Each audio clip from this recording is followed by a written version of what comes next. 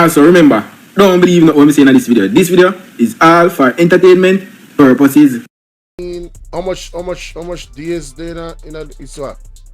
You have 4 weeks, 5 days out of the week. So that's 20. Damn. Wow, man. Basically 2 transactions a week. Or more. 2 to 3 transactions a week. Damn. 2020. The depositor is unknown. Yes. And what was the explanation given? Reimbursement from Norman Brown, shareholder of Estate Bridge. Senator Boynton, is this a reasonable explanation? But I can tell you, as someone who has spent a large part of my career in the financial sector, that type of transaction is what bankers or financial sector employees are trained to raise a red flag about. It matches what would be called structuring, where you... So if they are supposed to raise a red flag, they need to investigate Jamaica National. Who was the individuals overseeing Andrew Holness' account in Jamaica National? How did nobody go red flag, red flag? Interesting. Break a larger transaction, in this case a total of 4.6 million, into small transactions which are, or smaller transactions which are below the reporting threshold. However, one of the things you're also trained to do is to look for what are called high-risk customers. And so, for example, all of us who are in parliament or in politics are referred to as politically exposed persons, or PEPs, and should. I did a video, guys. Go and watch my video where I broke down how money laundering works in the drug cartel. And also watch the video, man, I'm gonna post the link. Y'all listen to this. That PEP thing, yeah, listen to this. And so, for example, all of us who are in parliament or in politics are referred to as politically exposed persons, or PEPs, and should attract closer scrutiny than the average customer. Right. So this series of transactions would match what is called structuring, and you're trained in your anti-money laundering training, all frontline staff of the banks, the compliance people, etc., to look out for these transactions. Not necessarily illegal, but it's a red flag.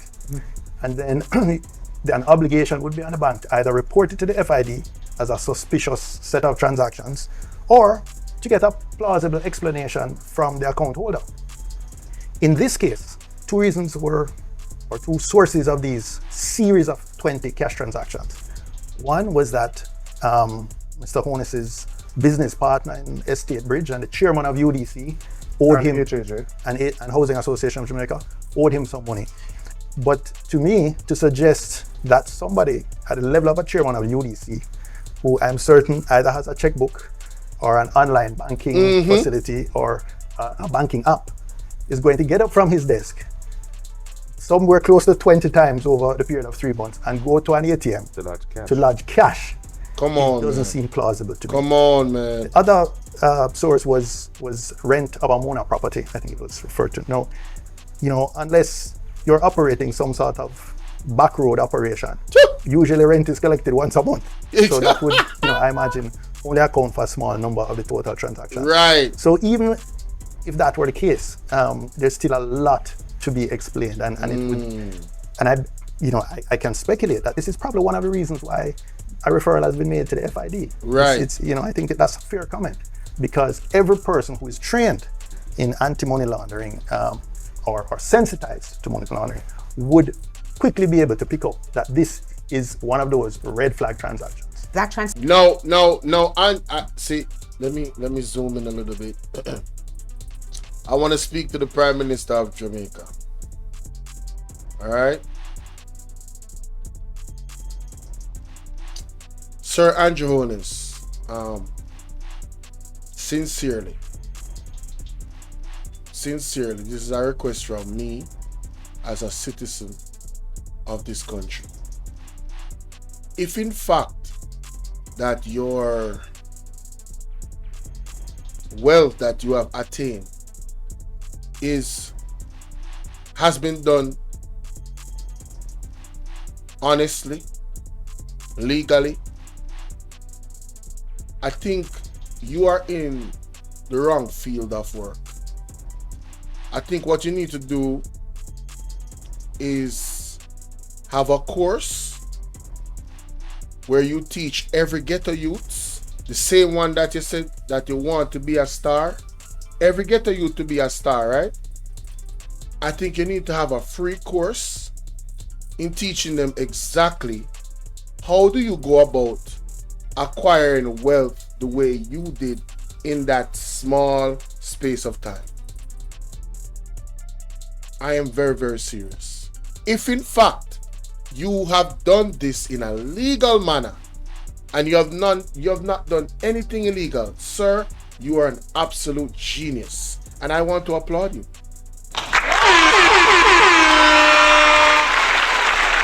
I want to applaud you. I want to applaud you. And I'm definitely asking that you, sir, have a course where you're the professor and you teach us, mere mortals, how to actually achieve what you have achieved so we can increase the wealth or decrease the wealth disparity and have more wealthy young men. Because financial literacy in Jamaica is at an all-time low. So obviously you have figured out something, or you have been taught something that we are not privy to. And we need you to impart that knowledge on the citizens of Jamaica so we all can have the mansion on the hill, sir, that you have had. Thank you. Thank you. Thank you. All right.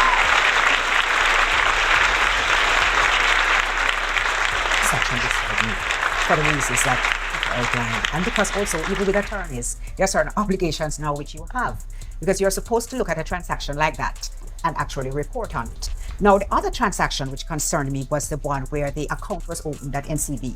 Mm-hmm. It was opened with no money in it, and I didn't know you could open an account with no money in it. A couple of days later, there was a deposit of a little over $143,000, which came from SSL. Mm-hmm. And in the What? Oh, wait. I'm sorry. What? Huh? Say that again, ma'am? I must have not heard you right. Nah, hold up. Did y'all hear that? Was that just me? Nah, I didn't hear that right. Hold up. And because also, even with... Let's go back to this lady right here. Quickly be able to pick up that this is this is getting heated. Wait a minute. What? That transaction disturbed me for the reasons that Peter outlined, and because also even with attorneys, there are certain obligations now which you have, because you're supposed to look at a transaction like that and actually report on it. Now, the other transaction which concerned me was the one where the account was opened at NCB. Mm-hmm. It was opened with no money in it, and I didn't know you could open an account with no money in it. A couple of days later, there was a deposit of a little over $143,000, which came from SSL. Something not right, my wisdom warriors. Something is not right. Tell about them. All lies will be exposed. That's all. And anyone who takes that the wrong way, know why they take it the wrong way. Yo, what? So you open an account without... Now, see, again, Mr. Holness, what kind of VIP pass you got? Can you give us the hookup? I have never gone to a bank and been able to open an account without money. And then days later, put how much US in it? How much? For the reasons that Peter outlined, and because also even with attorneys, there are certain obligations now which you have, because you're supposed to look at a transaction like that and actually report on it. Now, the other transaction which concerned me was the one where the account was opened at NCB. Mm-hmm. It was opened with no money in it, and I didn't know you could open an account. Yo, me I go down at NCB tomorrow. I go open my account, and if them ask me for no money, me I go say, oh, you make your prime minister open one without money. Why difference between the prime minister and me? Isn't he a citizen of this country and the laws apply to him? Me need to open my account down at NCB. Yes. account with no money in it.